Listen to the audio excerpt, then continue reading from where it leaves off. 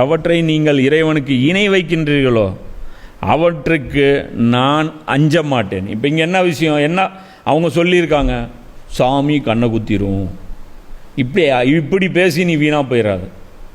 நான் ஆரம்பத்தில் எங்கள் வீட்டில் எல்லாம் தர்காவெல்லாம் போயிட்டு இருந்தோம் இல்லையா, அந்த டைமில் ஃபஸ்ட்டு தர்காவை வந்து அந்த வருஷம்தான் நான் எனக்கு வந்து பயங்கர பதட்டமாக இருக்குது. ஏன்னா எனக்கு தான் உருது தெரியும், வீட்டில் ஓதுறாள் நான் தான். அந்த நாள் வருது, வர எனக்கு கருக்குங்குது, வீட்டில் பாட்டுக்கு சமையல் நடந்துகிட்ருக்கு, இது பண்ணிகிட்ருக்காங்க, ஓதுறது கூப்பிட்றாங்க, காலையில் கூப்பிட்றாங்க, மத்தியானம் வரேங்கிறேன், மத்தியானம் கூப்பிட்றாங்க, சாயந்தரம் வரேங்கிறேன், அப்படியே பம்புறேன்.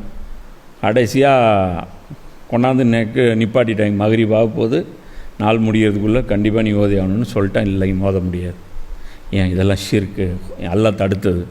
ஏன்டா சொந்தக்காரங்களை கூப்பிட்டு எல்லாத்தையும் பண்ணி இத்தனையும் ஆக்கி வச்சு இவ்வளோ பண்ணி வச்சுருக்கிறேன், பண்ண மாட்டேன்னியா அப்படின்னு சொல்லிட்டு போட்டு அட்டி சுள்ளீர்னு இழுத்தார். இனிமேல் நான் வரமாட்டேன் அப்படின்னு சொல்லிட்டேன். அப்புறம் அங்கே தான் சாப்பிட்ணும், அந்த சாப்பாடு தான் சாப்பாடு, அந்த சாப்பாடு நான் சாப்பிட மாட்டேன், அதுவும் ஹராம்.